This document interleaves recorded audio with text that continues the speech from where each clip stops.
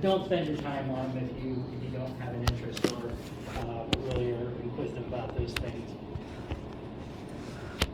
So, we'll start off then by talking about what we're going to do. We're going to assign zip codes to some other geography using the Housing and Urban Development's crosswalks files. I use these a lot, and I participated in the process when I was there. I did not invent it or did not develop anything new about it. I was just part of the process, ushering it through. And the GIS people there, they were technicians, and they really had no interest whatsoever in sort of writing enough material to help people use these particular products, even though we would get inundated all the time with them. By no means, we're not the only ones that produced crosswalk files. I think Brown does it. I think there's a number of them out there. So Alex and I wrote a set of articles to go along with that to sort of alleviate ourselves from getting asked constant questions. It's not that the questions were pesky, they were good questions. And we started out with a frequently asked, but it was like, you know what, let's just explain this whole process. So, because a lot of people have said use for zip codes, and they're terrible, but we're stuck with them. And sometimes we have to use them, and frankly enough, Alex and I get cited a lot with these papers. But as good as that sounds, it's a bit disconcerting, because what people use the papers for is to say, look, we read up on this, and what we've decided to do is reverse engineer it and aggregate their census tract data up to the zip code level and take all the fallout with zip codes. And that's kind of infuriating, because what they're saying is like, all right, we have the data at the zip tract level, or the zip tract level, we can bring it up to the zip code level, and it's more precise because they're aggregating up rather than estimating in a disaggregating way down. So it's like infuriating. So actually we're writing a couple more articles because some people have misused them. But what I want to show you is how you can do this and use it that can be very beneficial. I have another data set that's actually accurate, and hopefully I have time to get to show you that. But we're going to use one that is less accurate, but I'll show you how to measure it too. Because maybe if you are producing yourself a data set at the zip code level, there's some things that you can do to improve your data. One of which is to provide it with statistical characteristics rather than just counts, because this gives information about the distribution so people can assess whether the errors, there's too much error in a zip code. So anybody over here work with census data, census estimates? All right, what's in there is a margin of error. It's basically saying this is how wrong or right the data in this census tract can be. And that's useful because you can assess like, all right, these census tracts, these standard errors are too big. We can't really use these. And they'll filter them out, and they'll use the ones that have the smaller standard errors, or the margin of errors, if you will, to determine which ones they're going to use. You can do the same thing. So if you're in a position where you have to put together a data set at the zip code level, this will give you some things to think about. As well as using the crosswalk to measure yourself how accurate it would be. All right, so I'm going to go through a little bit of history of zip codes, because a lot of people don't know about this. And one of the things that drive me nuts in the data world with the IT people is they treat it like a mathematical code, a mathematical number, and it's not. It drives me crazy because you always have to like convert it over to a string, and then you got to prefix it with double zeros or a single zero if it is a number that is below 1,000 or 10,000, and it's just not something that ever will be used in a mathematical function. They are a code to identify a particular geography so that you can link it. And one of the things about zip codes is that they do not nest with other geographies by the Census Bureau, which is partially why the crosswalk file exists, is that it sort of accounts for that overlap. and gives you these ratios so that you can assemble census tracts based on the data that's accurate to the relationship between them. So, and the thing about them is that they change rapidly. Almost every 2 weeks or so, they're updating them. And the Postal Service really does not think about these things in terms of a polygon. They see zip codes as some characteristic that gets assigned to address that allow the post carrier to make his mail routing efficient, and keep the minimum to standardize the mail route deliveries. So they're not uniform. I'm getting ahead of myself, so I'm going to hold off on that and get to that in a minute. But they don't really make this data available publicly. They do sell what's called reference files. We use them at work, and HUD uses them also to create this crosswalk file. And they basically ship you out a data set, and you update it, and then you can keep track of what addresses are which. And so typically when you're geocoding, we have this program called Address Doctor at HUD. We used what they call Pitney Bowes. And the way they geocode is you feed in a bunch of addresses, and it looks for a reference address. And if it finds it, it will match it, and it will do diagnostics on it to see how close it got and how much it had to fix it. So they're pretty powerful. They got a lot of diagnostics with them and everything, and they provide very accurate level data, because the post office actually, I don't know, the post office takes a lot of hits, but I've had to work with them in tracking documents. They are very sophisticated. They have systems internally that can really monitor packages and flows and things like that. But they don't think about zip codes in a way that is particularly useful for analysis purposes. They just use it for sort of geocoding and managing mail.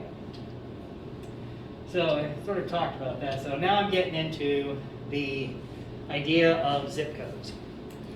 So there's no standard way the post office manages the manipulation of zip codes. They have people in different parts of the United States that go into work every day, and they sit down and they have a list of addresses that they need to add. They have a list of addresses that they need to remove, because some addresses do go out of existence. Sometimes even zip codes go out of existence because of the change that they make. And so with those lists, they start looking at the additions and the deletions, and they start thinking, okay, well, I need to adjust these boundaries. And so they'll look at the distribution of addresses already in there, and they'll say, okay, this one has a bunch of new addresses. How am I going to split this jurisdiction up? So they'll just say, all right, I'm going to take these ones here that are close to this border because it doesn't have as many, and just distribute them so that they remain even. I used to have one of my friends and colleagues down at George Mason is where I got a lot of this information from, because he did a lot of that work, and he had a bunch of students that did it. And I used to have some graphics that showed how much they would draw lines based on the data that they would get to approximate how much they changed. And within a year, it looked like just like a big blurry line around the border of any particular zip code, because they changed so much. So because someone down in the Loudoun County area goes into work and they have their method, does not mean that anybody in Baltimore or out by Chicago or out in LA do it the same way. They do it based on their geographies, and they just adjust them as they need and accordingly. So they're not standardized in any way. So they don't even really create them. So they do create them. They did, the ones that we're using here were created for this particular project. So when I say that this postal data, it was made with the Postal Service for the research that Kevin was doing and the student. But what a lot of companies will do is they will take this data and they will create their own zip code boundary files. based on their proprietary methods. And they will all claim to be ground truth for what it really is. And after about a month of having a zip code file, it's no longer really ground truth. They're already starting to change. So what you're seeing here is sort of how this data can change over time. So here is just, you know, the Loudoun County area over in Northern Virginia, and Fairfax, and a bunch of the other counties that are out there. So here's, you know, Arlington, Fairfax, Loudoun, and the rest of the region out here. And so here's a zip code from one particular company, and if you overlay that with some other zip codes, you can see how messy, even at this scale, they're starting to get. So if we sort of zoom in on that, we get to see sort of what that looks like. And those changes may not look like a big deal, but remember, one of the main aspects of the modifiable aerial unit problem is that the same data is under there. There's, let's just say you're using parcels, and you have parcel centroids. You pick somebody's zip codes. The two data files are going to be different statistically, particularly if you've got concentrations in areas where there's quite a big difference in overlap, and it can skew your data in one way or another. But also notice how extraordinarily varying the sizes and shapes are. So the use of zip codes, and particularly different types of these zip codes from different companies, will lead to very different results in your statistics. We saw some of how that statistics gets in from the first particular class. So, and as I said, you know, same way with the people with the different post offices, doing it different. These companies also do it very different. There's no real standard or way. We used to use one. Any one of them, I think, are pretty good. You just got to understand what you're dealing with, the limitations with that particular data, and either make that known or do some of the things like we're going to be doing, where we're going to crosswalk. So prior to, I can't even remember when it was, the Census Bureau actually did not want to create a zip code layer in their tiger shape files. They were resistant to it for a while, but then people were complaining to their congressmen and senators, and so they kind of got forced to create what are called zip code tabulation areas. So these are good in the sense of they follow the Census Bureau's rigor. I work with several people who are from the Census Bureau. My daughter has worked there now. They are pretty rigorous with their methods. I wouldn't give them short shrift at all. They do very, very good work, although sometimes things happen.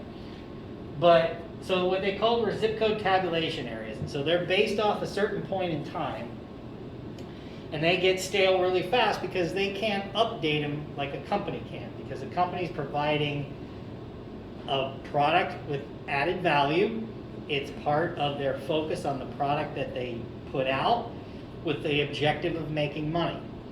Where the Census Bureau is not making money, they have also so many other things to do other than zip codes. So they did the best they could with creating zip code tabulation areas, and they update them frequently, but it's several years between each particular update. And so by the time you get into 6 months, a year, the zip codes really can change quite a bit.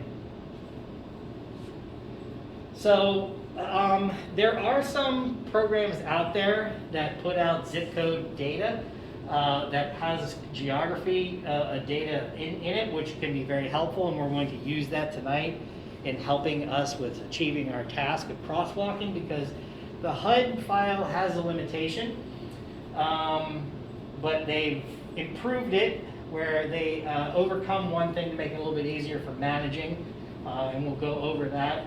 But it's hard to like really identify the geographies that you need. So you can take their data and you can link it to these proprietary products from zipcode.org, or SAS even has them, and there's a few others out there that will provide a free if you're using it for personal use, or in a classroom like this, or for your academic research, you can download a copy of the data and use it. But if you're using it for a particular operation in government, academia, where it's production based, or in private industry, then you pay for it. It's not terribly expensive, but they do put out, some of them put out boundary files so that you can load them into a GIS and use, and others just put out a database of tables. And we'll take a look at what those are. So here's just some of the worst case scenarios when it comes to how bad the same zip codes drawn by two different companies, or even the U.S. Postal Service, if they were to do it, what they would particularly look like. So here's, for the project that Kevin and his student was working on, they worked with the Postal Service to create a boundary file as they would do it if they were doing it, versus a private company. And then here you have the Census Bureau versus the Postal Service creating their zip code tabulation areas, and you can see how bad some of the differences would be. This is the same zip code in the red here and the black here that overlap roughly. Because you can see if there's a large concentration of houses in here, addresses, then they're going to be wildly different.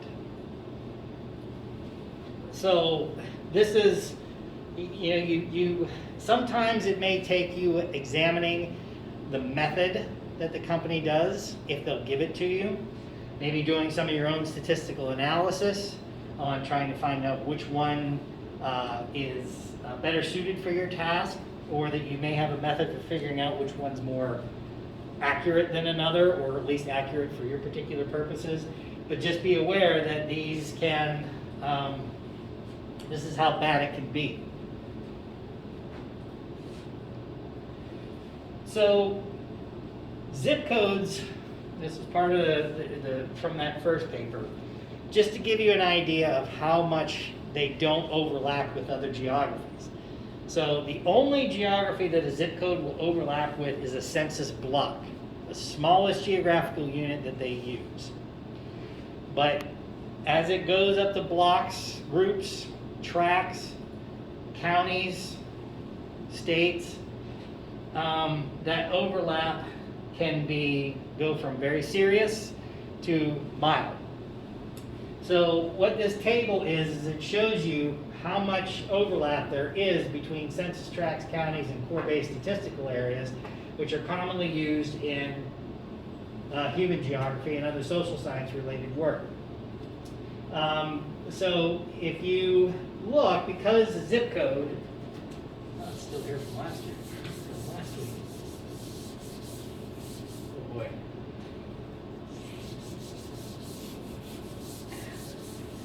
Might be tough to draw this. So let's just say, you have a bunch of census tracts here.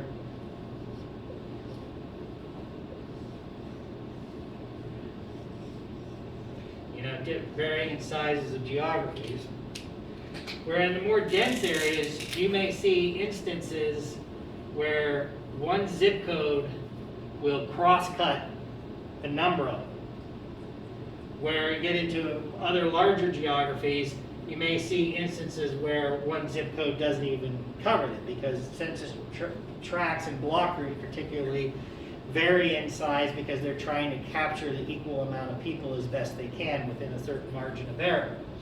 So you can go, and that's what this column is showing here, is that of all this zip code overlaps with geographies in the United States, you can see that about 14,000, about 36% of census tracts don't overlap with the zip code.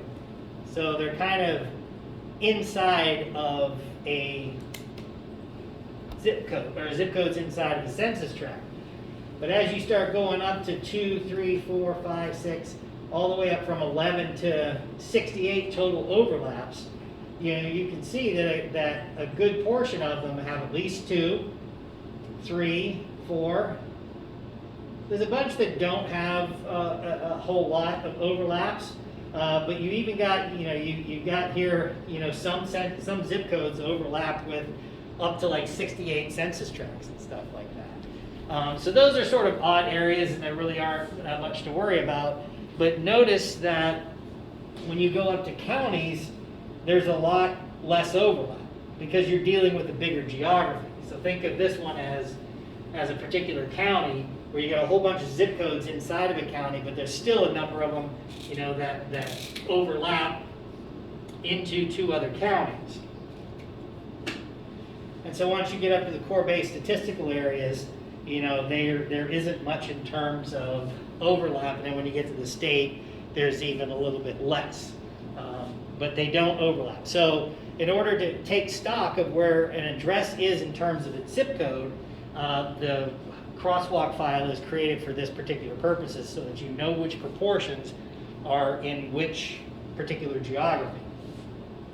So this was just another way of showing this residential ratio thing here is the percentages of addresses that are in any particularly one overlap in the crosswalk file. And when we get to that, you'll see a little bit more about what that ends up looking like. So I'm not going to go over that. But just note that not every zip code is used by the USPS, U.S. Postal Service. Sometimes there are zip codes that are used by externalities to a place that has a zip code. Some of these places are places with PO boxes, some of them are military bases, some of them are whole buildings that have zip codes in them because there's so many of the population, there's so much mail going to that particular place that they have their own particular zip codes. So they're not entities that they typically use for capturing certain levels of addresses. So my building at HUD was one of them. We had enough mail going there that we had our own zip code. And so, the mail would come in to the mail room, and then it would get distributed out to the rest of the agency from that mail coming in. When you see in New York City tonight, you'll see some zip codes are like 1 block. And that's because there's just, the high rises and the density of New York City leads to those kinds of instances. So here's that statistical fallout that I was talking about from using a geography that is too large for your patterns. So remember this from the first class, where if we were looking at income and household price, and we were looking at 2 counties worth of housing data, we would see that as income goes up, housing prices go down. And we know that that's just simply not true. But if we broke it down and identified each particular county and its all the instances of sale price of income levels per household, you'd see that it goes up as expected. So you'd see as your income goes up, house prices go up. But you also see a difference in between the 2 counties, where in Allegheny County, where Pittsburgh is, there's a lot higher. The prices are a lot higher, even though they climb at about the same rate. They generally start out higher and go higher, where Greene County is a suburb county of the Pittsburgh area, has lower counties. And that's just the natural sort of urban layout where, prices of things in the city are typically always higher than things outside of the city.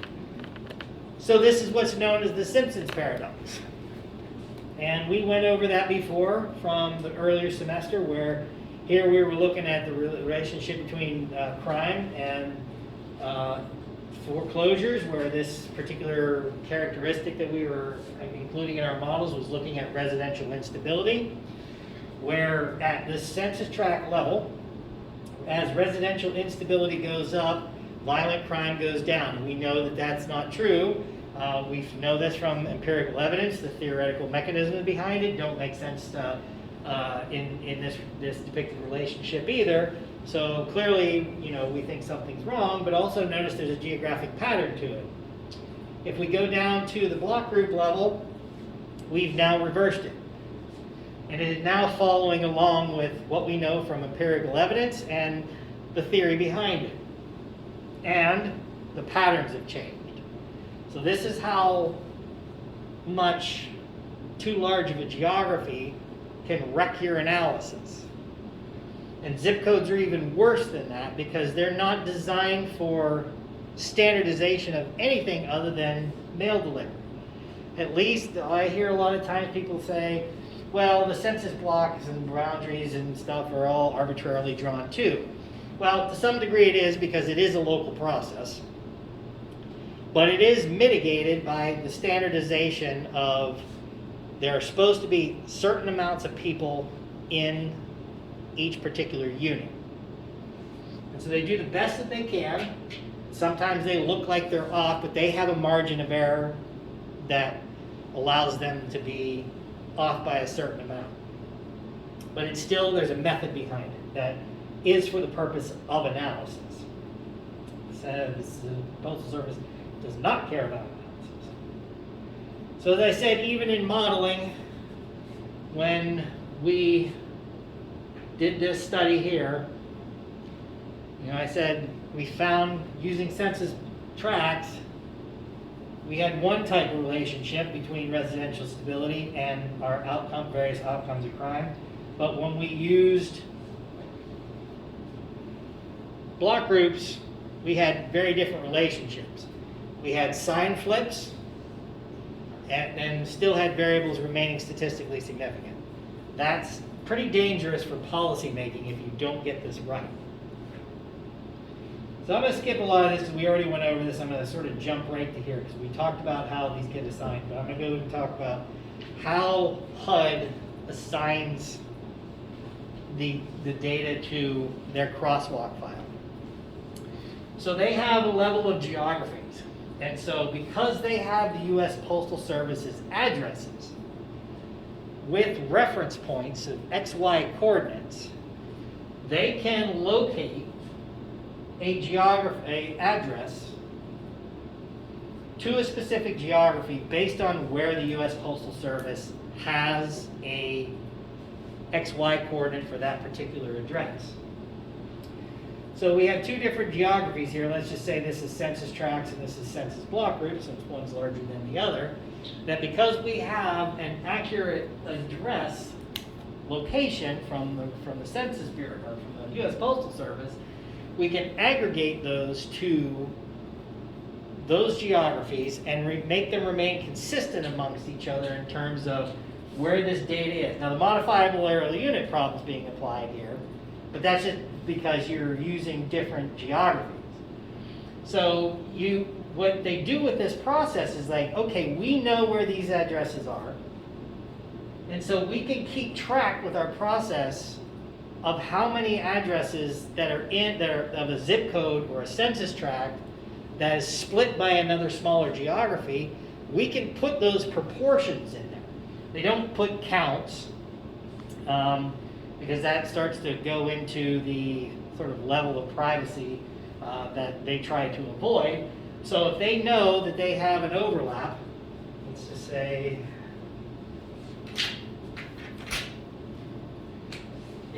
they've got one that overlaps here. And so you can say then that what they put in there is rather than put this is a count of 16 and this is a count of 10, you can instead what they say is put in there and say, all right, 26 is about 60, so you got about 65% in here, and then you got your other 35% in here. And they put that in there because that allows you to use that as a constant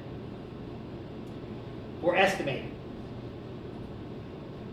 And so you can also use that for other things too to get an idea of how many addresses are in a particular area so that you can make decisions about how you may divide up your geography with using it.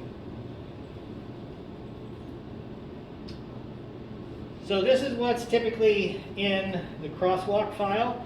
Although they've changed it recently, where now they add a state to it, but depending on which one you use, they have several of them. You can get typically the total ratio, other ratio, business ratio, and residential ratio, and zip come in every file. And the rest of them, depending if you want to crosswalk from a zip code to a county, to a zip code to a CBSA, to a zip code to a tract, it's when one of those other ones will show up. So they put out different files for different crosswalking purposes. That goes back to this. So if they're building that file, you know, this one down here may be the county, and then that one there will be the census tract. And there'll be a different file for that. We'll take a look at that. So what they are is they've distinguished, because the U.S. Postal Service data has in it, is the ratio, I don't know why they call it a ratio, it's really a percentage. They've identified which addresses are business, which addresses are residential, which ones are other, and a total. So for example, as I was mentioning, as I was doing my COVID analysis, I'm looking at cases and deaths. And cases and deaths are tied to somebody's home address.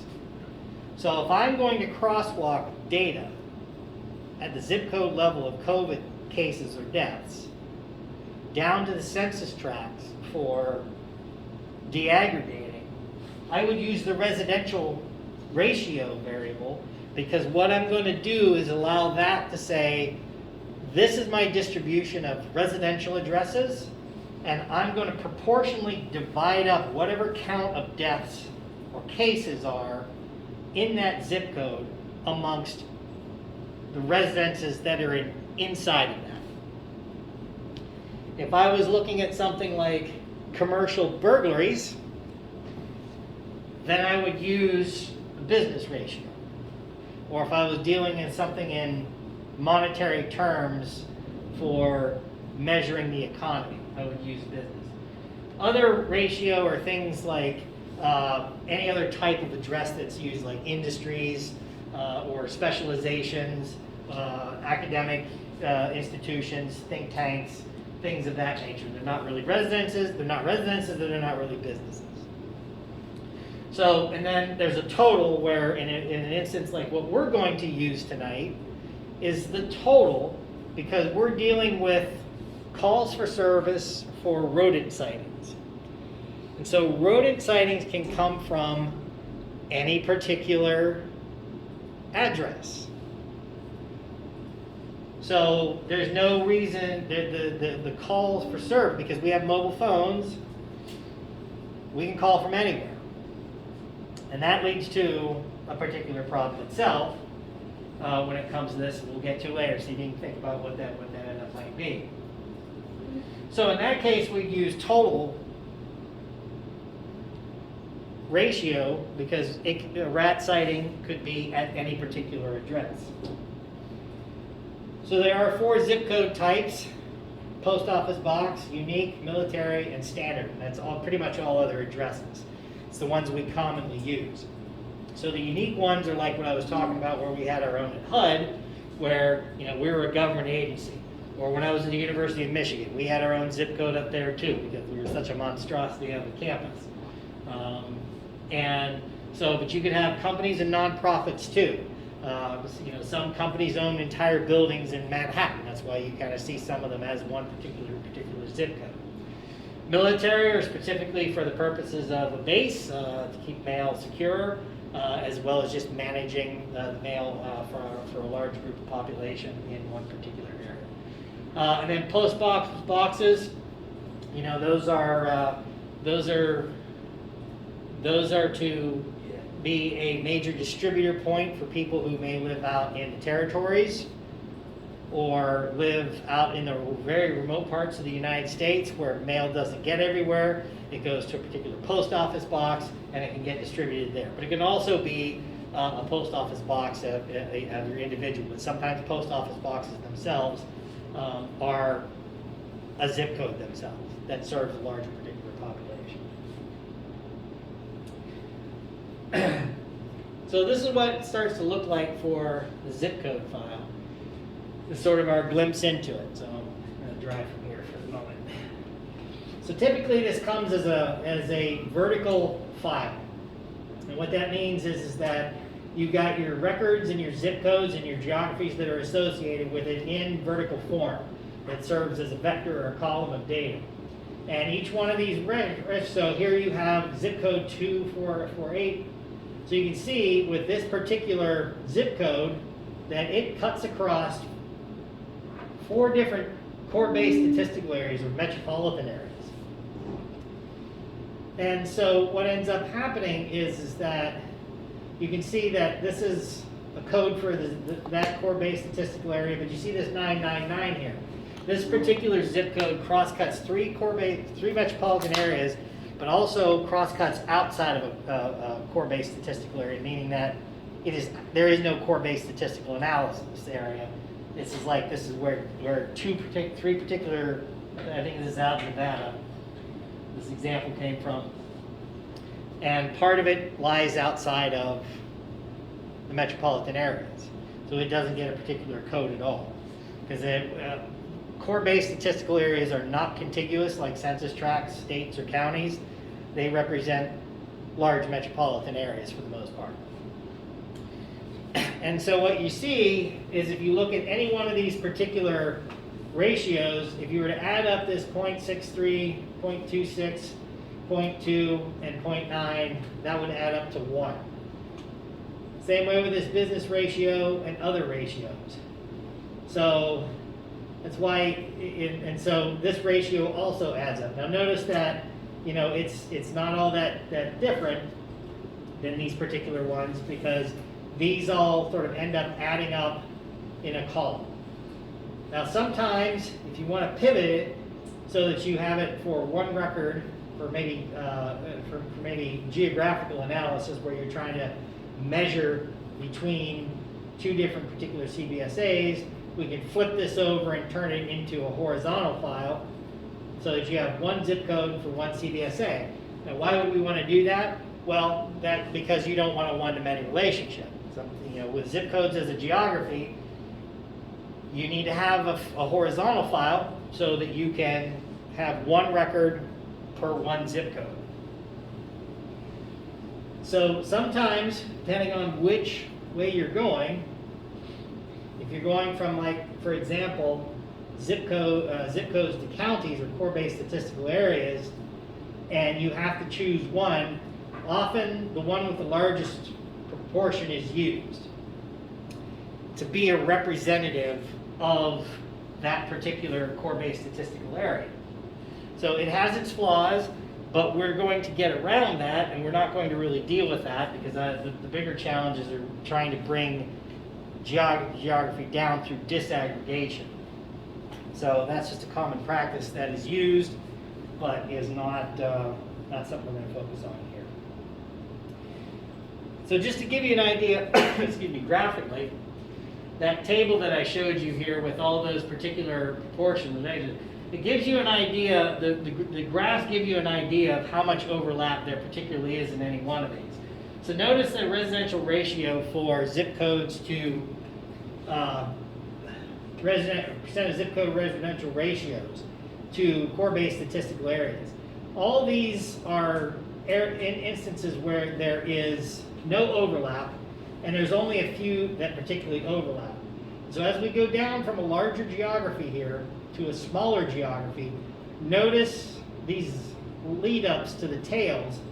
Not only do these spikes shrink, we've gone from 80 to 50, but now you're seeing more overlap with the geographies, and they're starting to show up here in these percentages that overlap with a particular zip code, with residential being the largest, where we're now down to the 25% on the x-axis, and we have a spike where there's not very many that are completely within. There's a lot that are completely without, but notice this bump here. This is a lot of overlap, and that's because typically your zip codes are overlapping with roughly this amount of census tracts, and that's getting down into these particular areas right here. So here's the tract. So this is what you're seeing. There's 10,000. There's 26, about 10,000 here, and the rest of these right here end up being overlaps. So you can see once you get down to the, because here it's pretty much a negative exponential type curve. On either one, this one's negative exponential, this one's exponential. Here you have a lot of overlap, and it's consistent around the lower numbers. So it just gives you an idea of how much overlap there is at each particular geography, and this sort of highlights why census tracts are a little bit more cumbersome to deal with, because they have a lot more consistent overlaps with 4, 5, 3 number of census tracts. Here's the visual of around our particular area where I was telling you, you have some zip codes that are sort of contained. But you got one up here around Frederick, Howard, that crosses over into Carroll, Frederick, Howard, and Montgomery. Guess where the most of those zip codes in that area, in that zip code there, where do you think most of the zip codes are?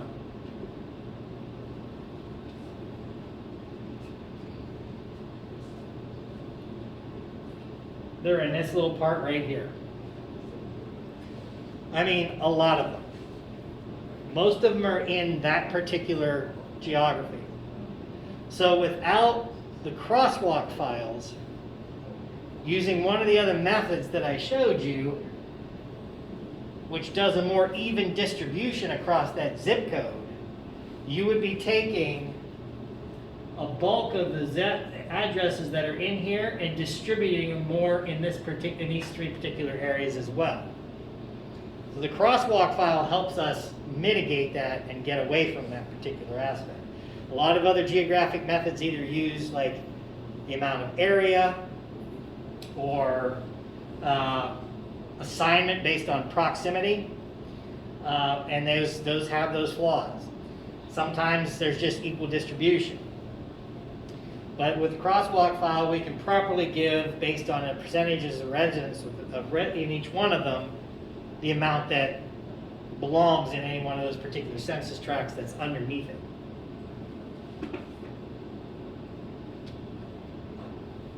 So unlike the zip codes, the counties, and the core-based statistical areas, you can just do a basically one-to-one match and get away with it. Because most of, if we go back to here, at the county, you have a good portion of your addresses in the CBSA and county level that are going to be distributed correctly into the geography that it's in. With census tracts, we don't have that because there's usually more of a one-to-one relationship, and even when there isn't a one-to-one relationship, most of the addresses are going to be in one particular county or one particular CBSA over another. And if we follow the principles of probability, that any address is going to likely be where the greatest percentages of addresses are going to be. But we don't have that comfort level in census tracts.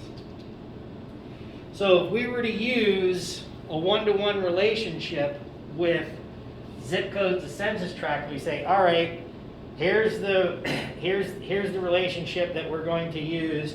We found the highest proportion of houses in residences in this one census tract. We're going to assign everything from that zip code to that census tract. This is what ends up happening. All of the dark gray colored areas are census tracts that didn't get anything from a zip code match. All the light ones are. So it leaves a lot of holes in your geography for analysis, not to mention their low proportions.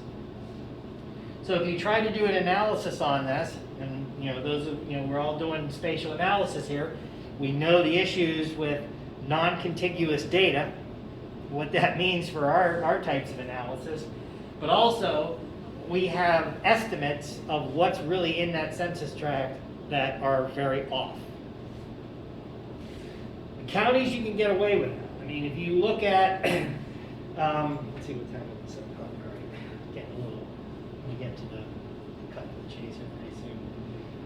This is just an example of where we get down into one particular zip code and how it kind of cross-cuts one particular zip code and all the zip codes that are in it. And you can see that it's a hodgepodge of several of these census tracts in here, and how it ends up getting split along with these different cities that go along with it.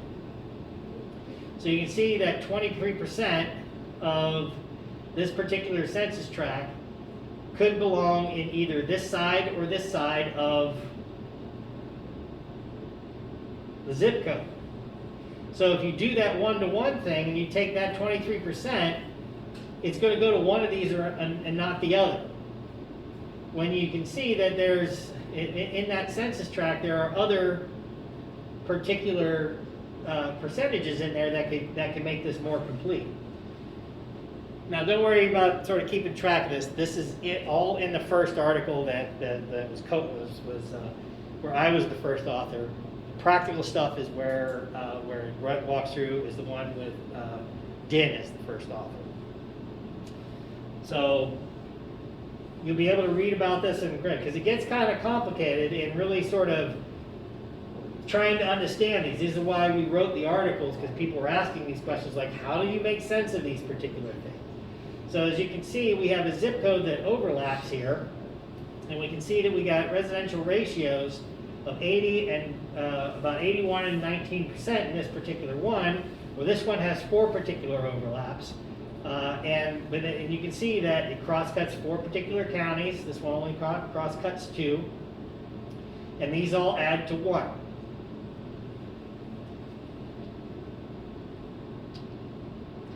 So here, I can never do justice trying to talk about this, why we wrote this in the article. So it's in there that really talks about how the relationship back and forth is, because not only do, as you can see in this graphic here, not only do zip codes cross-cut multiple census tracts cross-cut multiple zip codes as well. So it gets really funky to keep track of, because here you got one zip code, and you can see if you come down here that 11 of these 13 zip codes are associated with a different varying level number of census tracts here. So you can see that it's actually 6 total that it's split across. So this one particularly here, you see that there's 6. This ends up showing you how many zip code parts there are. So in this one zip code here, there are 6 census tracts that overlap with it. Where here, there are 13 census tracts that overlap with that one particular zip code. 11 of them all share 3607, but you've got 2 other ones that 3067 that are split amongst these other particular census tracts. So you can see how, so if you follow the arrows and you look, you can see how they all end up being related to each other. But that's what makes it working with between census tracts and zip codes really kind of hard to follow, is because each one of them breaks each other up in a different way, showing you different numbers. Like I said, you've got 6 census tracts that this zip code overlaps, but this one makes up 13 total census tracts. So this is the typical thing with the HUD file, is it comes with a zip code, tract code, residential ratio, and category. And when you download it,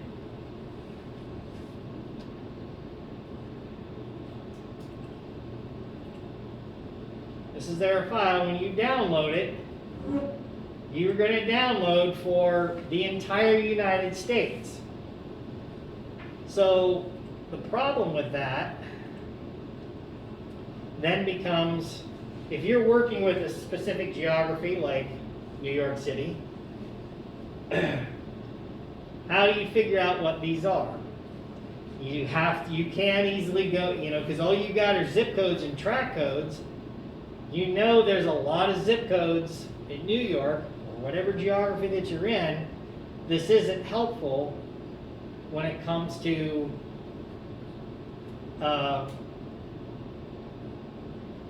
processing these to get the ones that you need. So that's where we can use these geographic context files, I call them, that comes from the core base, comes from SAS or zipcodedownload.org, where they have a list of zip codes, and you can link that file up to the HUD file and be able to get at your geographies that you want to make processing your data easier. They have added since, I think this must have been this year, the state, which is really nice because at least when I download the file and we go to process it in ArcGIS, that we can easily say, all right, just give me New York. You have to download the whole file, but at least all you have to do now is say, I want New York, and limit it, because there's some 42,000 records in there, and it can be really slow to process, depending on your computing power and everything. And at least from there, you can start to figure out what you need, because one of the things that's important for what we're going to do is you can see that there's a county name and number in there. So with that, we can say, all right, there's 5 counties, 5 boroughs in New York City, and we can use that name to identify all the zip codes that we're going to use in our analysis. So you've got other files that come from the Census Bureau that you can use to make a complete, what I call a HUD crosswalk geography context file. And that way you can use it for multiple particular purposes and have all the geographies in there that you need. I instituted that process at work, although we don't need it now anymore because we have our own geocoder like theirs and don't need that to do that anymore. So I'm not going to go through this because the rest of this is just stuff about aggregating that we're going to bypass actually now because we've got, this is more for the counties than anything else. We're going to do zip codes to tracks instead. So there is a few limitations about using the HUD file. They don't contain the military files. There is a small number of them that just don't manage to get geocoded. It's like less than 1%. And that's usually due to errors in the base maps and things like this, because when you're doing, anytime you're doing geographical linking, if you can use an ID versus a spatial overlay, use it. Because typically that would be more accurate. Somebody put time into linking these things up with IDs rather than doing a spatial overlay. Because depending on the layers that you have, they can be generalized, they can be detailed, they can be shaped slightly differently. And depending on the flexibility that GIS offers you for doing the overlay, in terms of whether it's a inside point, inside the geometry, or just the minimum bounding rectangle, it's always better to use those.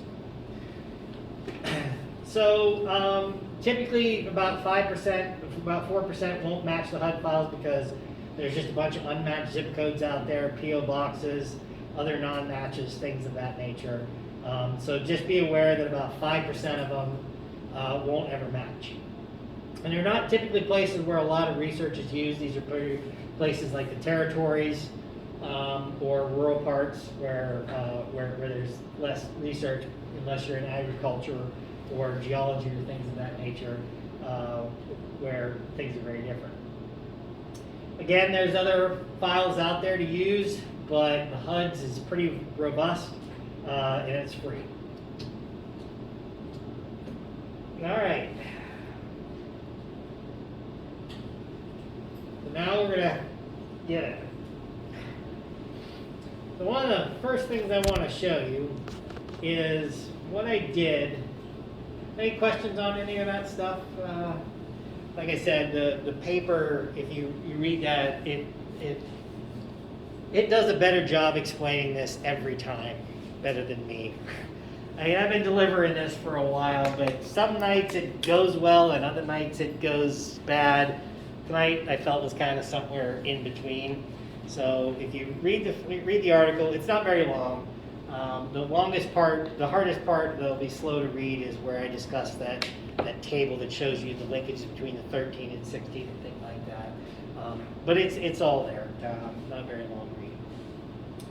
So what I decided to do was, we're working with rodent calls for service from 2010 to the present in New York City, where what I did was I aggregated the data up to the zip code level, and I created a bunch of statistics for the data. And so some zip codes don't have any data in them, and some of that's because they are parts of a zip code that have no population in them and no data in them whatsoever. But the other data is there. So I'm going to real quick just do this because I select my attribute.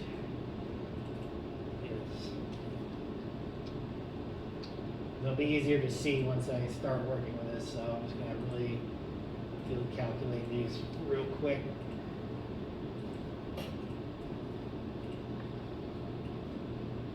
Those nulls get kind of distracting for me. I see them and they're really zeros, they're not really nulls, because they do exist, but they just don't have any data in them, and that's not because they're missing, it's because they are really zeros. So I'm making them zeros.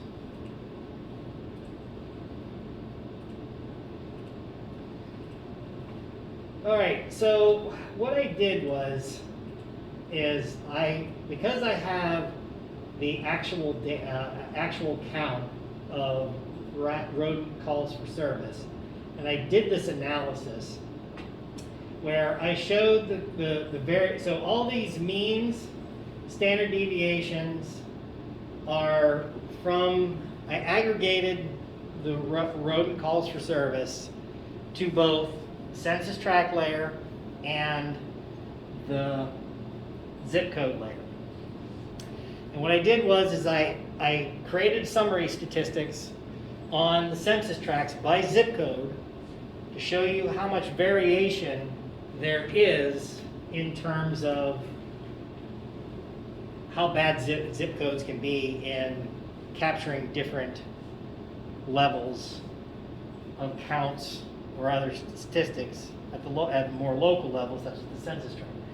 Does everybody here know the coefficient of variation? No? Okay. The coefficient of variation is a way of measuring how, in a standard way, how wide your standard deviation is, your spread around a mean. So basically a coefficient of variation is, all it is the standard deviation, or your variance, over the mean. So this is one standard deviation. And if you divide that distance up by the mean, then it tells you how, in a standard way, how large your spread of your data is. So if your mean is 10 and your standard deviation is 10, then you get 1. That means your variance is really wide.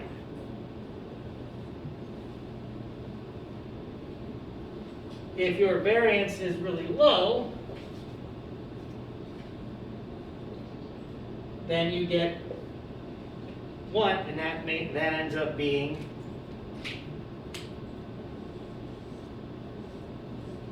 really narrow. So it's a way of telling in a standardized statistic so that you can compare other geographies or other records or other groups, a way of seeing how wide it is. when your mean and variance, when your variance is equal size or larger than the mean, then it becomes what is called over dispersed. That means the point estimate of the mean is not going to really be well representing the data underneath it. So you don't want the CV to be close to 1. You want it to be closer to 0 as possible. So we can map these out. So we go to our properties,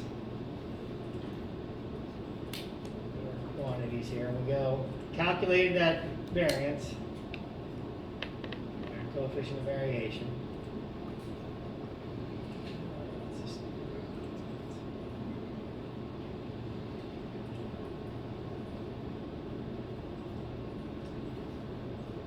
I'm going to exclude out all those ones that are at 0.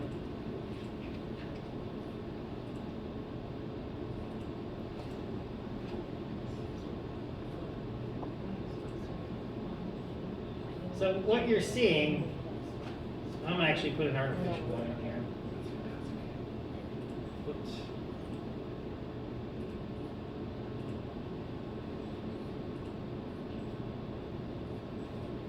A snap list of 1.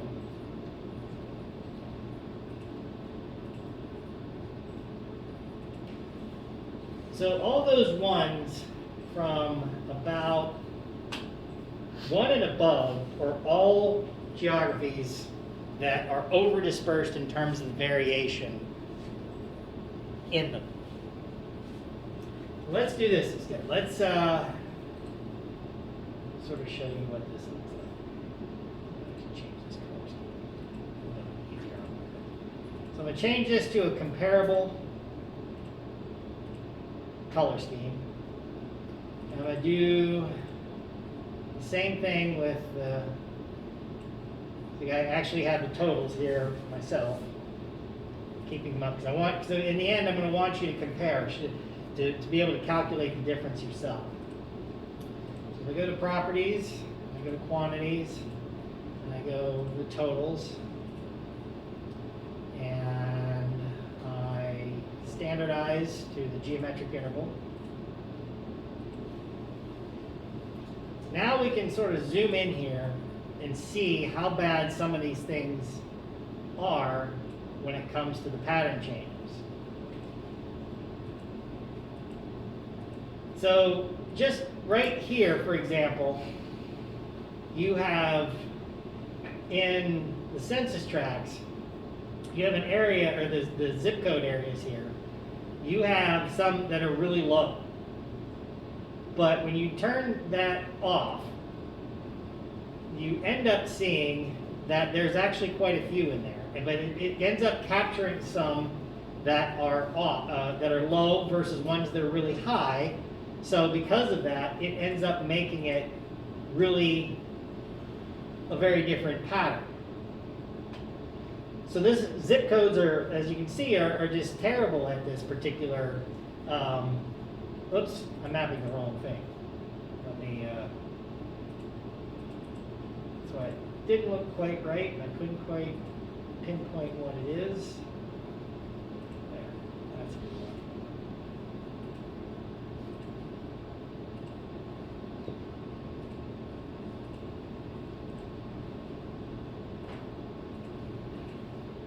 So you can see, like, particularly here, in this particular zip code, there's a bunch that are sort of moderate high, with a bunch that are really low.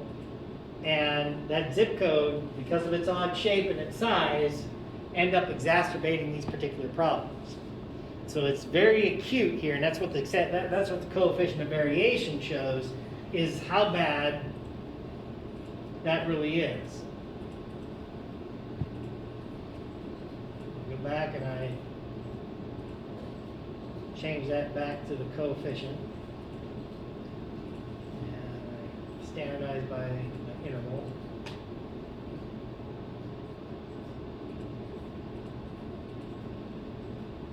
That ends up showing you how much variation there is between them, where these are particularly wide, like right here. So if let's select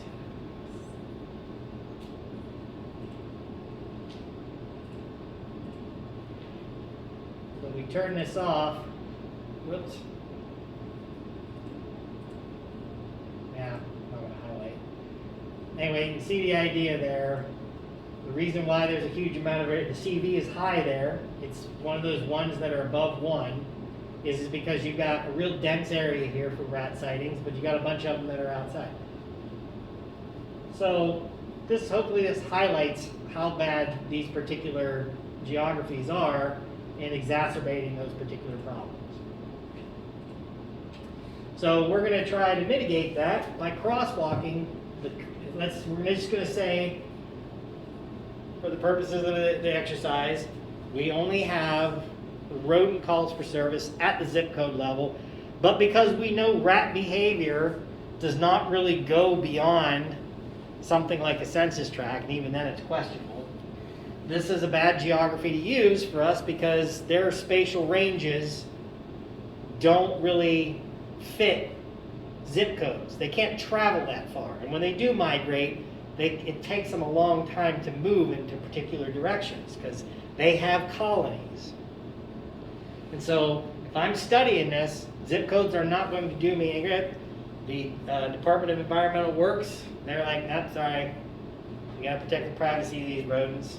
We don't want you hunting them down vigilantly, if that's even such a word. We'll deal with the problem. But I will give you the zip code. You're like, all right, fine, I'll take it. See what I can do with it. All right, so let me turn these back to, I don't need this one. Turn these back to,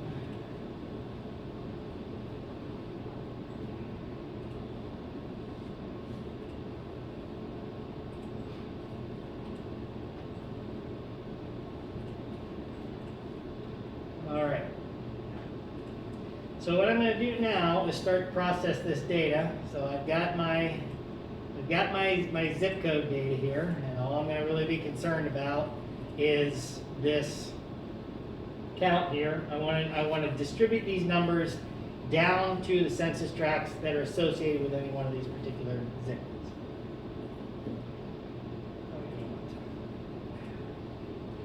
So the first thing I'm going to want you to do is, if you go to Google or Yahoo or whichever, and you type in HUD crosswalk file, you're going to get this particular data, and you're going to go, since we're dealing with the most current data of rodent calls for service, you're going to want to pick zip to track, and the closest one that's available is the third quarter.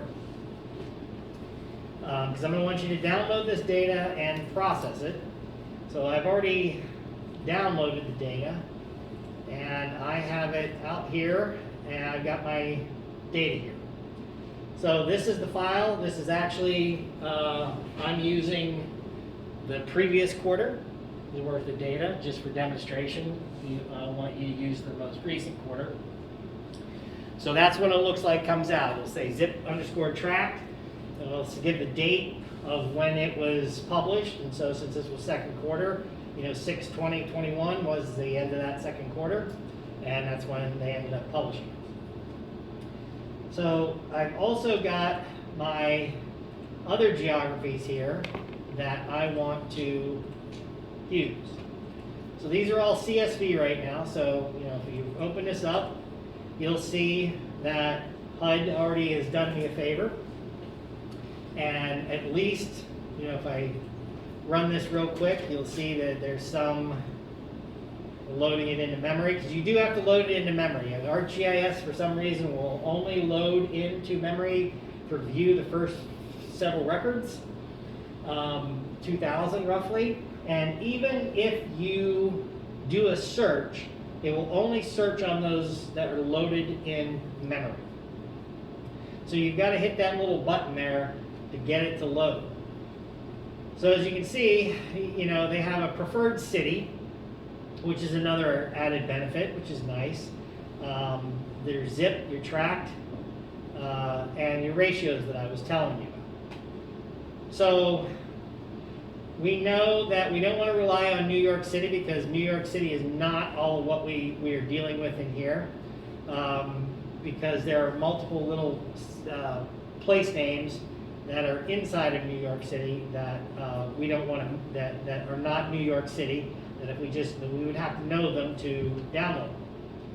So I'm gonna say, all right, fine, I'm gonna select by attributes, and I'm going to take the preferred state equals New York. And so I've got my 10,550 records of zip to census tract crosswalks that I can file. So with that, ArcGIS does not do well with doing any manipulation on a CSV or an Excel file loaded. You can do a basic query like this, but if you try to do any operations on it, it likely won't work. They freeze your task and even crash. But here I can say, all right, I don't want to create a whole table of zip the tracks to put into my database. I want to just take the ones that I want. So now that I have all of New York selected, I can say, let me get this out of the way. I can like say just like, all right, I'm going to take this name.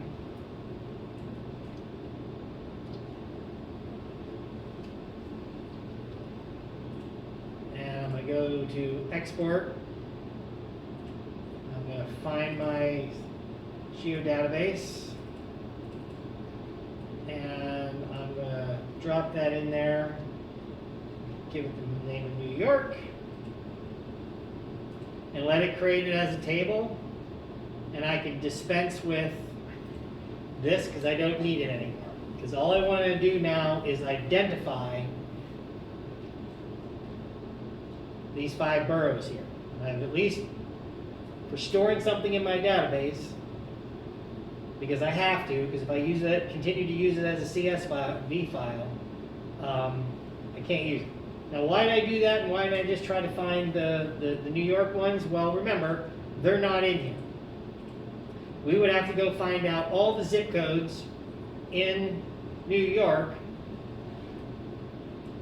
and select on that. We don't want to do that because we have a context file that has zip codes in it, and it has county somewhere.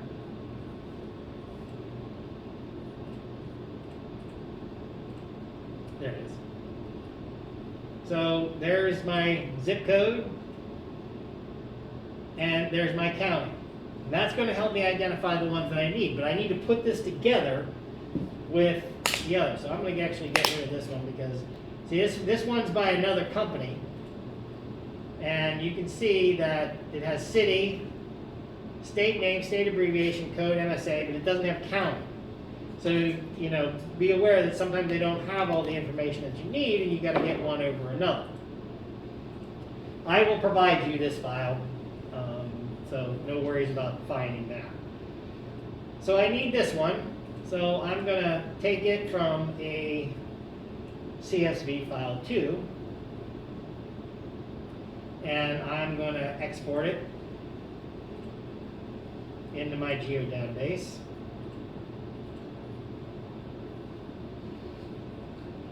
And add it.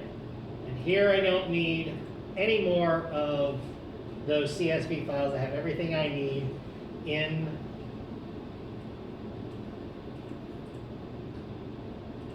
my geodatabase, and now ArcGIS is going to work a little bit more efficiently and better with these actual files. So, because of Excel, well, actually the nature of CSV files and the way ArcGIS is built, these are numbers. And they are problematic for being numbers. So we need to change them so that we can link them because, well, you might ask, well, why can't we just link the numbers? Well, some operations in ArcGIS will not allow a number to be used as a link, an ID. It has to be alphanumeric. I don't know if QGIS is like that, but ArcGIS is. So we need to fix these. So we're going to create a new field called zip code. And because we know our zip codes can't be anything more than 5, we're going to make it text and 5. I'm also going to do a new field called tract ID. And I'm going to make it 11 because we know that FIPS codes for tract IDs are made up of the 2-digit state code number, the 3-digit county number, and the 6-digit tract number. So because we're doing good database practices, we only make them the size that they're supposed to be, and we can start processing. So with this one, it's pretty easy. You know, we are already sorted. Make sure to double sort. All of these, except for 2, have the zip code that is less than 10,000. So we just highlight this, and we do a field calculating where we're going to say 00 and zip prefixes those 2 zeros. If you leave the table open, you can just click on that other one and say, all right, we're going to field calculate. I'm going to take this one out and pen that one. Now, because I've only got 2, I can just highlight those 2 and just do a quick selection. And then, all I have to do is field calculate the zip. Now, I have my numbers.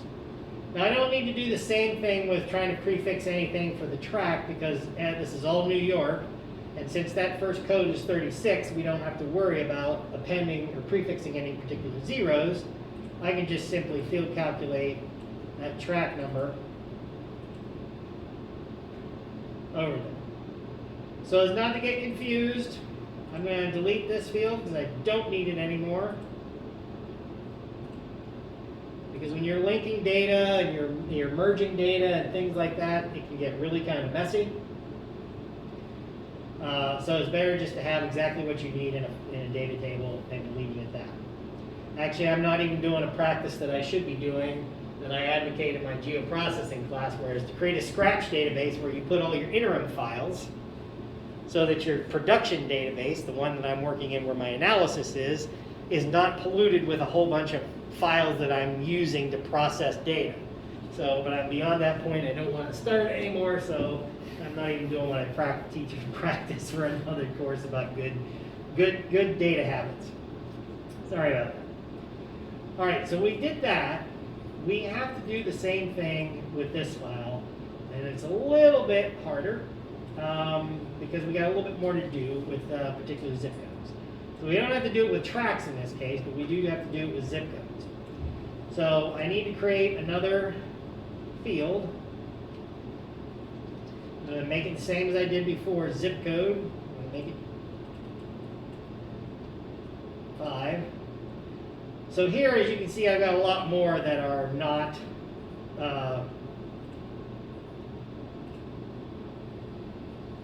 completely 10,000 and above. So I'm going to select by attribute, and this is where I'm going to have to use my mathematical things to say less than 1,000.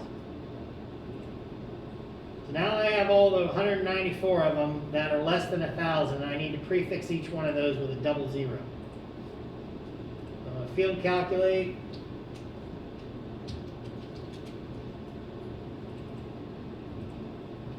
I'm done with that. So now we just need to go back and say now greater than or equal to and zip less than 10,000. Now it's going to get all those ones that only need a prefix of 10. So you can see there's 3,529. If we highlight this, you can see that we have them. We double check. There's one, as you can see, there should be a 0 in front of that one. We're going to field count and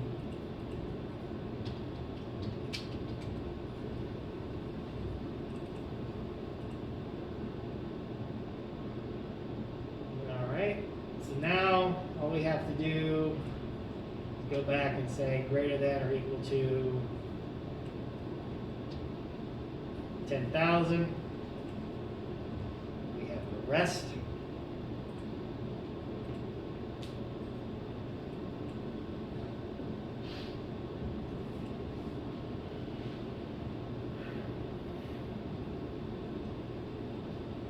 All right.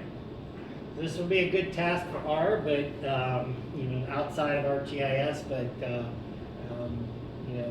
just thought we'd streamline this, focus on just getting this done. You need to do this in ArcGIS. This is how you do it. All right, so we're done with that. We have our files that are ready to be linked. And so actually I'm going to go back because that's what I named that. And where is my digital media? Now I can link them. If I open this up, and I got 1,010.50. We open this up, we got 42,000. Whoops, didn't get rid of something. I want to get rid of that. Now here we're going to do a one-to-many relationship, but it doesn't really matter which record we're going to get because all we want is the county number. So it doesn't matter which one of the zip codes we link on. So notice, we sort this, that we'll find some zip codes that are repeating, and we'll get cardinality. But that's okay because we only need one piece of information from the data. So I'm actually going to say fine. I'm going to go to my join, and I'm going to take my zip code ID, and I'm going to only the table there to recognize. I'm going to validate my join, and we'll see that 95,000 of them, 9,555, linked up. That's good. We won't have the whole thing, so we're fine. We got everything that we particularly need, and we notice that there are some that aren't going to be in there, and that's fine, because not all of them will match. So now we're going to save this off now that we've linked them. So I'm going to call this my zip code context.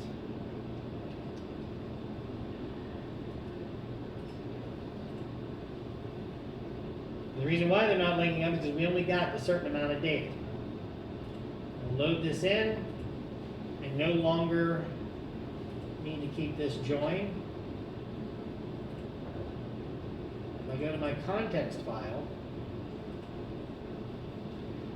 I have all New York, but now I have the ability to identify by county. So that's easy enough now. Now we can limit our data set down to what we need to be to do the task that we're going to do with crosswalking. So I'm going to select my attribute then. I also don't like to work on virtually joined tables too. Because ArcGIS has a habit of getting things confused with the joins. And sometimes the output that it outputs or any task that you do on the joins messes with it. Not to mention, if you look at any join table, you'll see that it has table name, dot, and then the field name so that you can discern which table which item has come from. So when you do specific things inside of that, like you do a selection and do some modifications, and then you save that out, it takes that whole name with it. And it really makes for really long field names. And you can't get rid of them sometimes. So I just created a whole file and say, fine, I'll deal with it. I'll just delete the file later when I'm done. So I'm going to say county, but I'm going to say in this time, because I need to select a bunch that are there. So there's 5 counties, which are also called boroughs. And we can sort of save ourselves some grief here. So we know we want the Bronx County. And the next one is going to be Kings, which is Brooklyn. Don't worry, I have all this stuff for you. It's just I want you to go through the process of stuff. So the next one is New York, which is Manhattan. And then Queens, which is Queens County. And then finally we're looking for Richmond. That ends up being Staten Island. So we have our 5. And we got 2,222 out of them that highlighted which ones those are. So we now want to save this out again. Just be our context file for New York City. So I'm going to keep the names kind of consistent.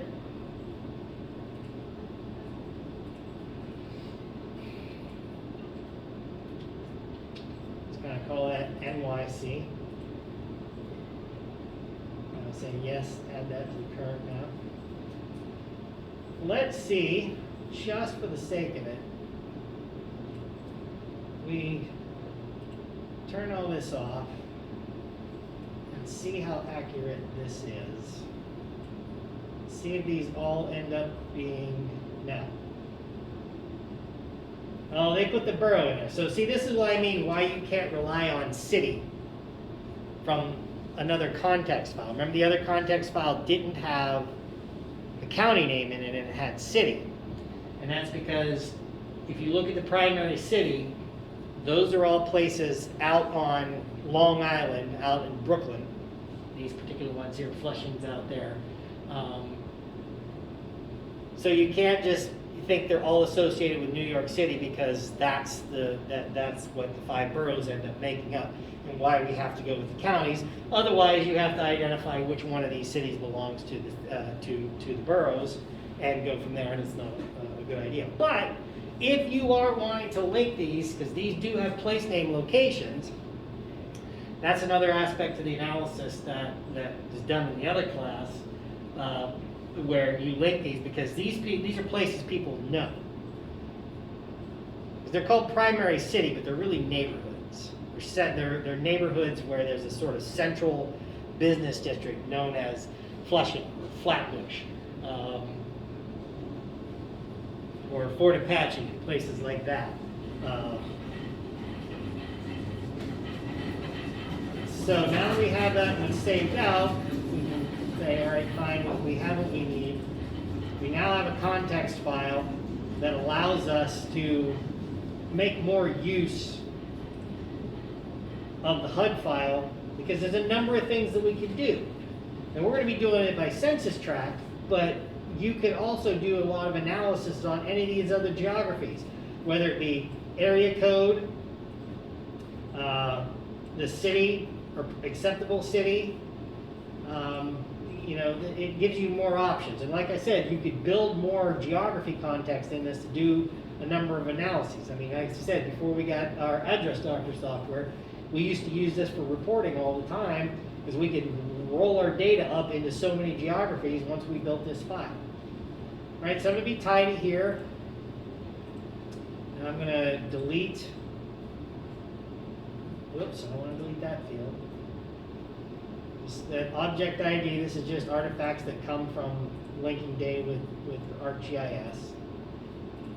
And we don't end up needing them.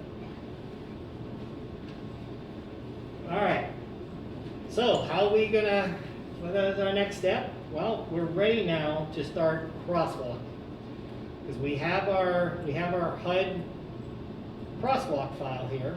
We have our residential ratios per our zip codes. We have 2,227 here.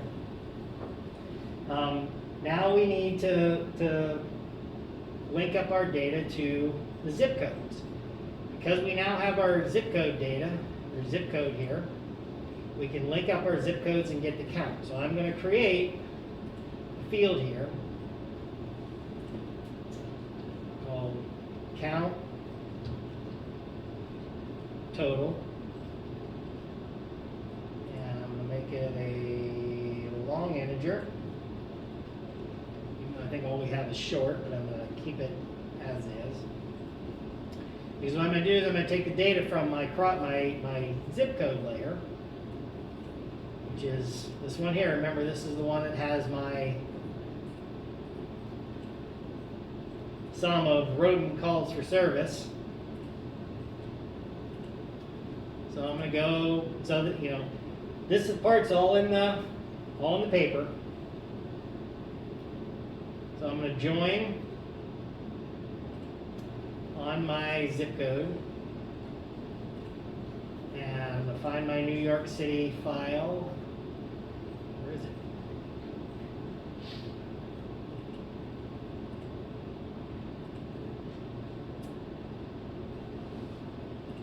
Oops.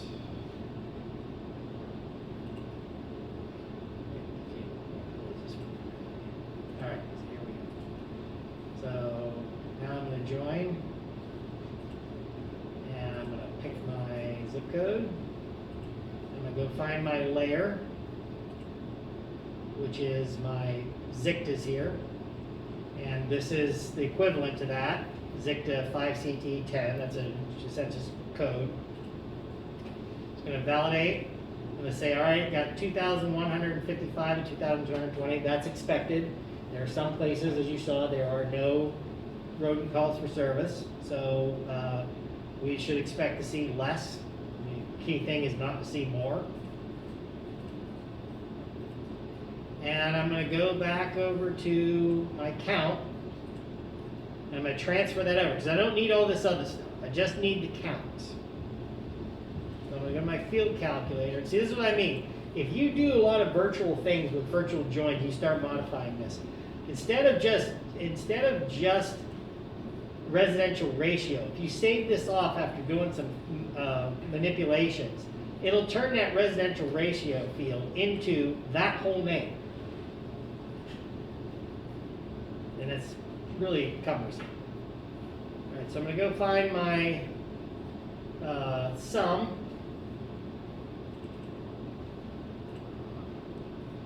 Transfer that over.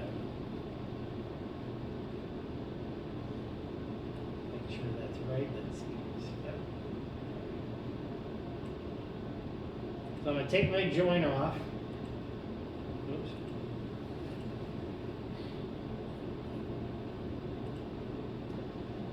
All right. So now we see. I'm going to sort by my zip codes here.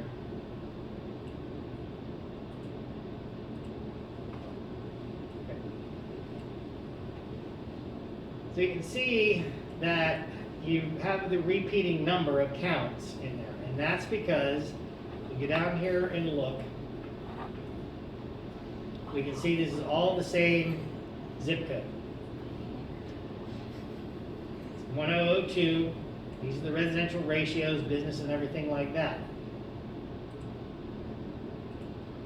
Notice that sums to 1, as I was pointing out. So we need this field as a constant for our estimate. So I'm ready now to estimate. Now that I've associated the rodent calls for service counts to each census tract a zip code is associated with, we can now do our estimation phase. So I'm going to create a new field. I'm going to call it estimate RS total. Now I need to make this a double value because we're going to get fractions. Even though rodents a call is a call and not a fraction of a call, this is estimation. And when you get into estimation, you are working with fractions, typically. So all I need to do to get the estimate of each one of those 2,050 calls per census tract is to relate it to the proportion of total addresses. So I do a field calculation. I say, remember I was saying, a call for service can be for any address, not just residences, not just businesses, other industries. So we're going to use our total. And we're going to multiply that then by our counts. Because that's how the disaggregation is scored. You're multiplying a fraction by a whole number. So as a result, you're going to get the estimates that come out of it broken down proportionally for those calls of service. So if I let that rip, and I go and I highlight this again, and you do a statistics, you'll see that the sum is the same amount that's here. But now we have the proportion of calls per census tract based on the probability that they'll be divided up accordingly to the amount of addresses that are in any one census tract. So this just follows just basic probability theory that your distribution has equal likely chance to be in anywhere, but when you divide it up by proportionate, it distributes proportionally. And that's what we just did. So it's all assumed that if you have more addresses in this one, then more calls for service are going to be in that census tract. If you have less in this one, then you're going to get less calls from that. We all know that's not always the case. For a number of behavioral reasons, for a number of geography reasons, for a number of policy, cultural, all kinds of reasons. And that's what makes working with this data a little bit less certain than using something like deaths with residences. Although, that's not uncertainty or error-free either, because we know that there's, when it comes to deaths, there's uneven distributions of deaths based on a number of demographic and economic reasons, that there are more places that have deaths that are unequal to other places, even if they have a smaller proportion of people. But this is the nature of estimation and what we have to do the analysis. How much we're willing to accept, and like I said, we were able to look at the coefficient of variation and determine, we can use these kinds of statistics to say, all right, this is kind of bad.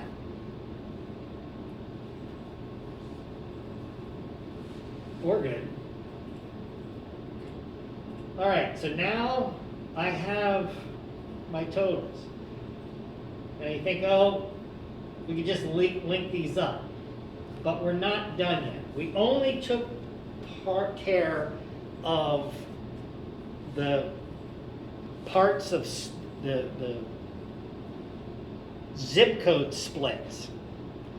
So that one there had some 12 or 13 associated with it. And those were split. That was how many times the geography, or the census tract was, or the zip code was split. Now we've got instances of the zip code is not always, or I'm sorry, the tract. Notice that in, let's see, there's the last one. Notice in here that not all the tracts are the same. So now we have to take care of reassembling the census tracts into whole pieces. Because you got multiple parts there. So now we're taking care of the census tract piece part and putting that together. So we got a sum on that. So we can do this with our aggregation tools. We go to back to our toolbox and go to analysis tools. We go to our statistics, we do our summary statistics. We're going to load that zip tract New York.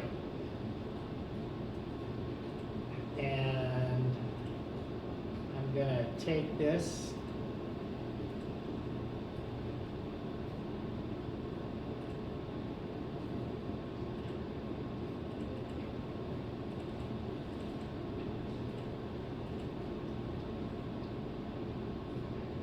Make it my summary.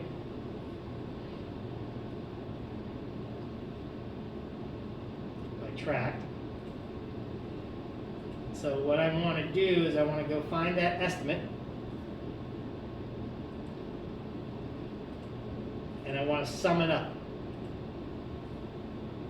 to make it a whole complete number, and I do that by using the tract ID. So I'm going to take all those parts, let me go back to here, open this up, and let's just say, all right, I'm going to select no 2, I'm going to highlight only these, and now I'm going to sort on my tract ID. We have any here, so we have any that, none of these seem to be broken up, but that's okay. The idea, let's see, nope, we're all good for this one. It wasn't a great example. Let's try another one. If not, you'll see in the end.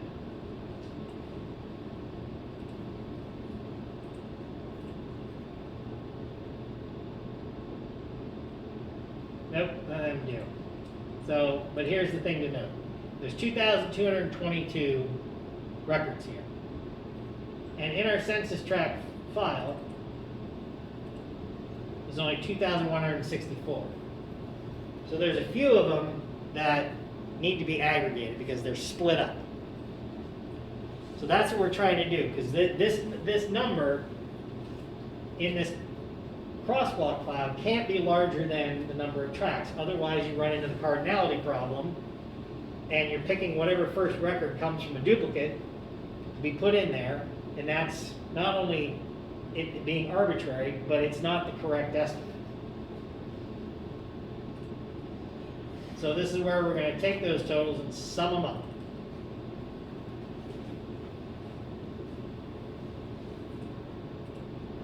All right, so now we got 1,674. But something's very wrong here. This is a little bit lower number than I was expecting, plus some bigger numbers. But all right, nevertheless, this is the way the process. So now you can see we've got less. We can see how many census tracts were split. And it's usually just up to 8. So you can see that most weren't split, and you got a bunch of them down here that were 2, 3, 4, and 5. The reason why you're not seeing as much split in New York City is because it's a dense urban area, so your census tracts and your zip codes are going to tend to be a little bit smaller. Most of them are contained within because the census tracts are small in terms of the zip code. There's some places that just doesn't happen. So now we can link these up to our census tract file. So let's see, open this up. All right, I'm going to rename this real quick to something. Keep it handy for us to understand.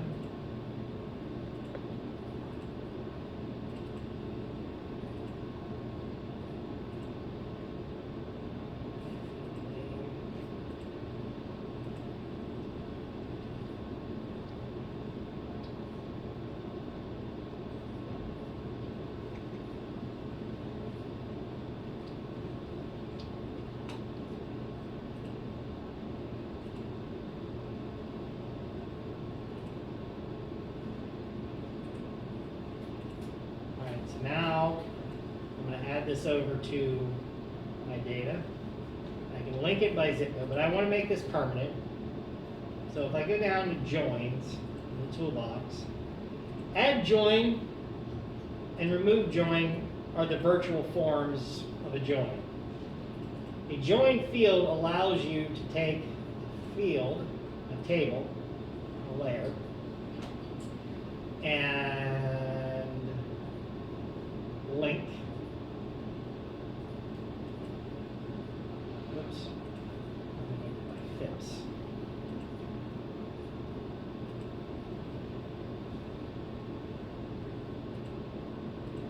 Take my tract ID. I'm going to bring only over these two parts. I'm going to permanently attach it to the track layer. So if I open this up, I now have my joins. Something went very wrong. I'm not sure what, but these totals are way off. And you got a lot here with, the process is right, but something was different with the data, and I noticed that earlier, and it's crazy off. Anyway, I'm still going to be able to show you what I needed to show you. The process is the same. Something went wrong with the data somewhere. So anyway, I'm going to highlight these to select my attributes. Did you have something? Oh, okay, I thought you were ready.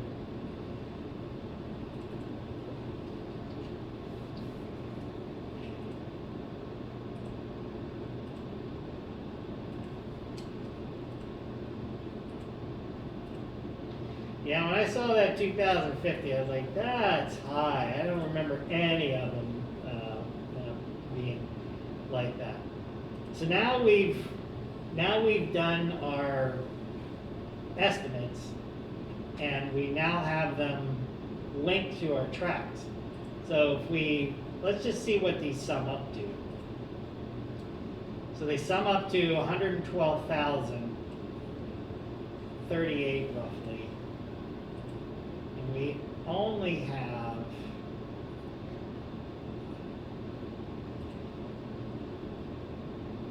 we have 178.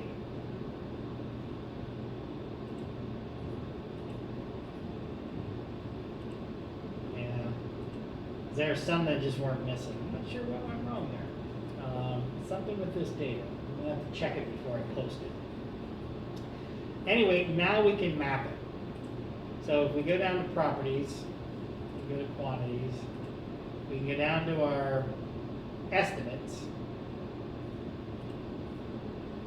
And the patterns are pretty similar to what I would expect. So like I said, something's wrong with the data, but when you go to do this, you'll make sure you have correct data.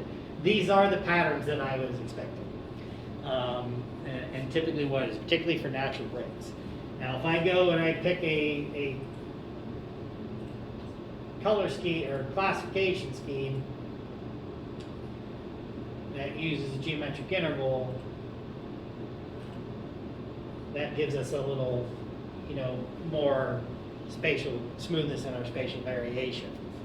And we can start to see now at the track level where the distribution of our RAT calls for service are, so that we can start looking at where the hotspots are in terms of our data. Because at the census zip code level,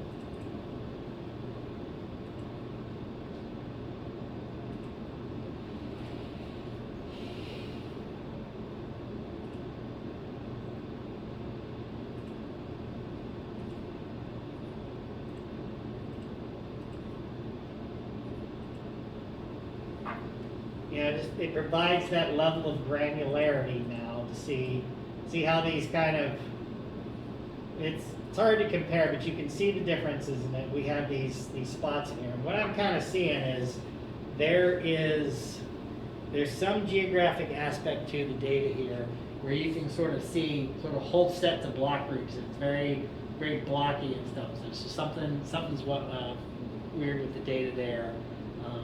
But the process I just showed you is exactly how it's done. It's also documented in the article. We use this same data, although it was older data, because it's several years old now. So the process kind of just follows along in the same way where you're crosswalking. So now, you can say, now that I have that, I can check, because I have my actual data,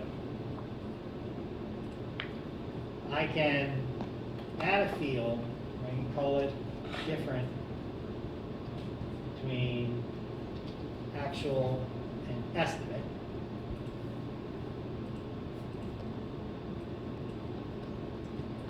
And if I take my field calculator and I take my estimate minus my actual, then I can examine the difference. If we look at the statistics, we get a pretty refined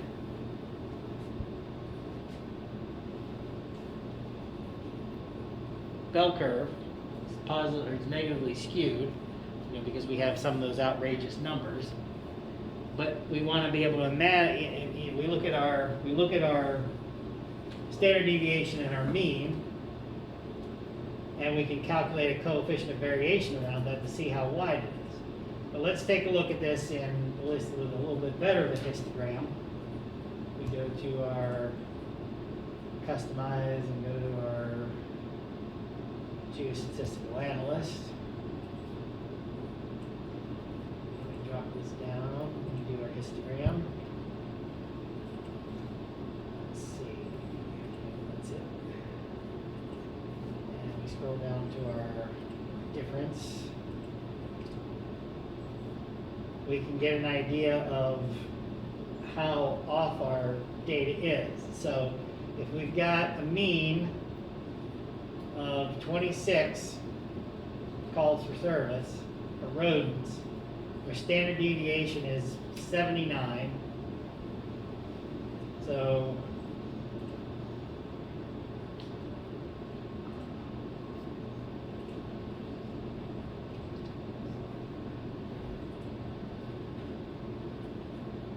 if we take our standard deviation, which is 79.638, divide that by 26.523, we get a variance that is 3 times larger than the mean, meaning that there's quite a spread of the data, meaning that this is not very accurate. And if this was real and something didn't go wrong, it would be an indicator of how bad that your estimates wouldn't be accurate. Now, we go back to the reading. We go down to the bottom here.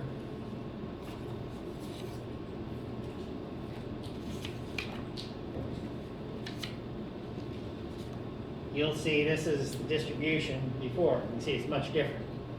So basically, we had a distribution in the differences of about 8 calls for service,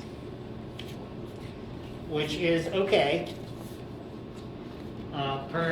So 68% of the census tracts were off by plus or minus 8 calls from the mean, which is okay.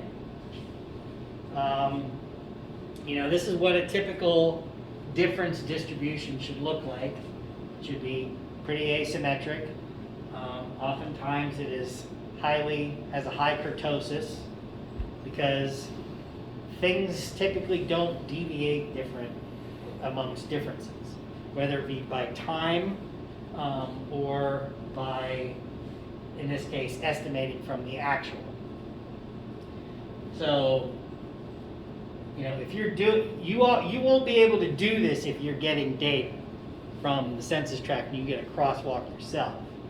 But if you are working to create a zip code file with data in it, you can use this to determine how off your data is and report that in your documentation of your data, you can tell the audience how off it is from the actual in terms of reporting these statistics. Now, you cannot provide much beyond that in terms of, you can provide what the standard deviation is.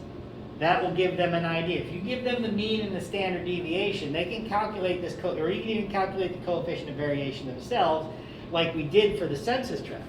So remember, if I'm a user of this data, and I go and I take a look at my coefficient of variation. Let's see, which one do I want? I go down to my CV. You can see that a lot of them, a good proportion of these ones and zeros don't count. They should be left out. But this, you've given that coefficient of variation for each one of them. Just like the margin of error with the census data, you can let them determine which ones to use and which ones not to use in terms of their analysis.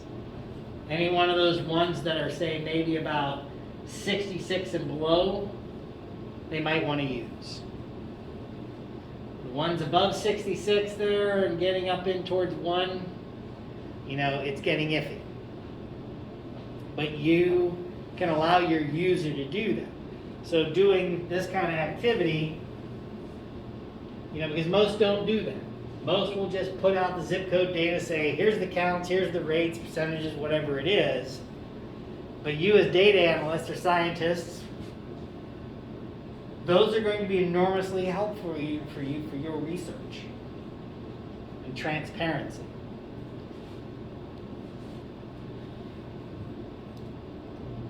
All right, and so even then, you could also, identify ones that are statistically significantly different by creating z-scores for the ones that are different, and flag those ones that are.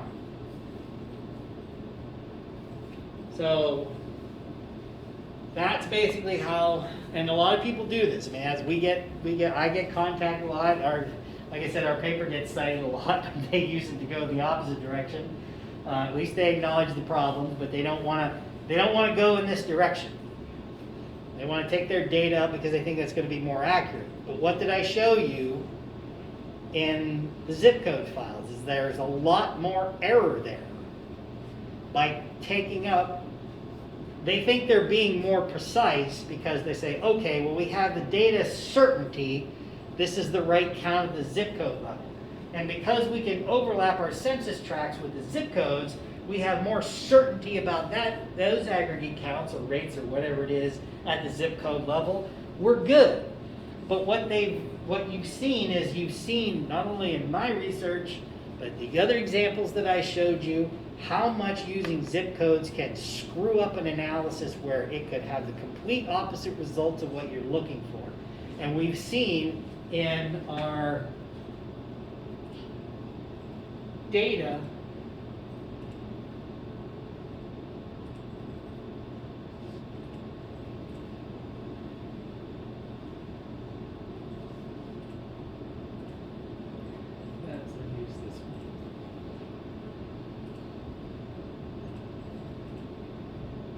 you have, let's see how many we have here. So if we select by attribute, and we say, all right, we're going to take a CV of greater than or equal to, let's just say 0.70.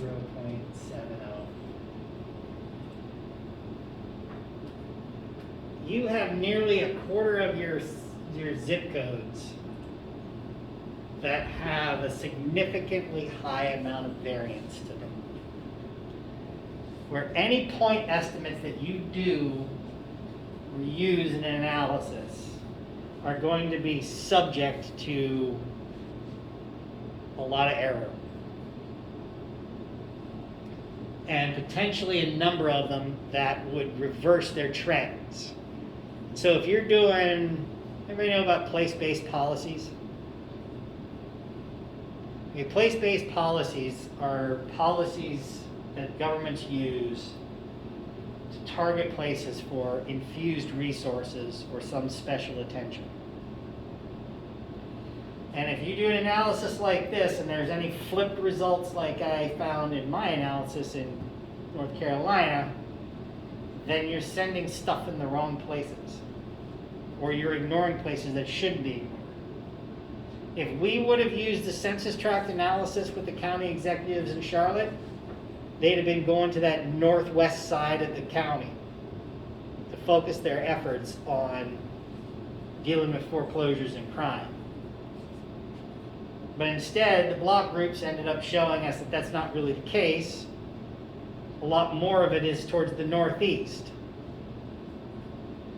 So, had I given him the census tract analysis, they'd have dumped a bunch of money into areas that didn't need it as much. Same things here is if you're trying to eradicate rodents, or if you're, say we did this kind of analysis, I worked on the National Neighborhood Revitalization Committee way back when, during Obama's term. And the idea behind that was they were trying to bring together federal funding. This is where sort of place-based policies became the big thing. And for me, as having a geography background, it was finally somebody's trying to tackle these things at the same time. They were trying to put funding together from education, health and human services, Department of Justice, Bureau of Economics, or Bureau of Economic, I can't remember what it was. I'm missing one.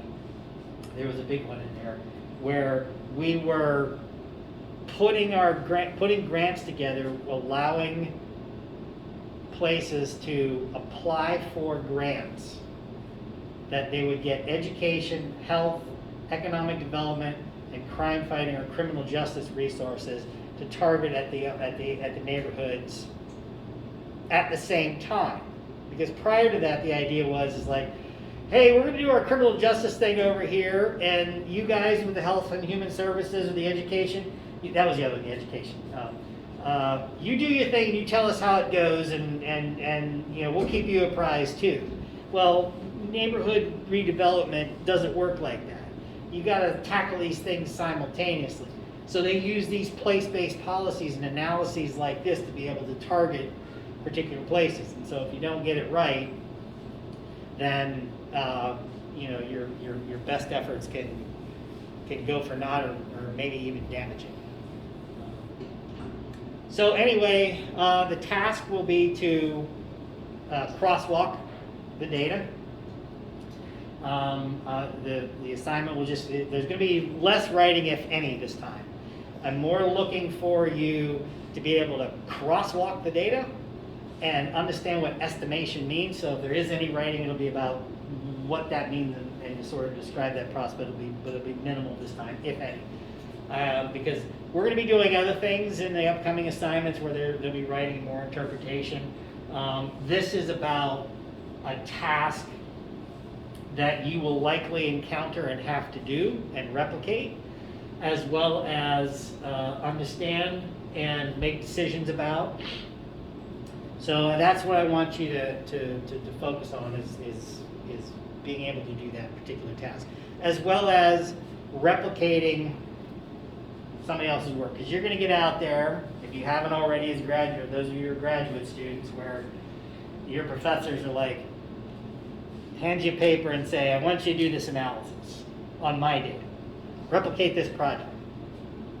This is basically what you're doing as a thesis, and then your dissertation is just that you're doing same kind of ideas but on something completely new. So I wrote this article, it's just like, does it take you through all these details? But all of you are familiar with ArcGIS or QGIS. You're all pretty adept at it. And so the paper's there to guide you to say, here's the tasks that you do. It's all there. So that will be it.